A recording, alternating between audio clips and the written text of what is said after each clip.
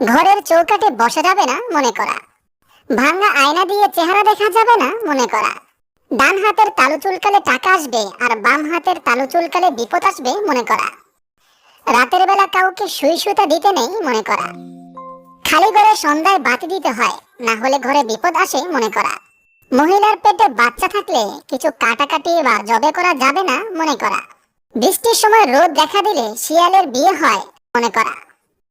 ঘরের ময়লা পানি রাতে বাহিরে ফেলা যাবে না মনে করা। পরীক্ষার পূর্বে ডিম খাওয়া যাবে না, খেলে পরীক্ষায় ডিম পাবে এমন মনে করা। জোড়া কলা খেলে জোড়া সন্তান জন্ম নিবে মনে করা। রাতে গাছের পাতা ছিঁড়া যাবে না মনে করা।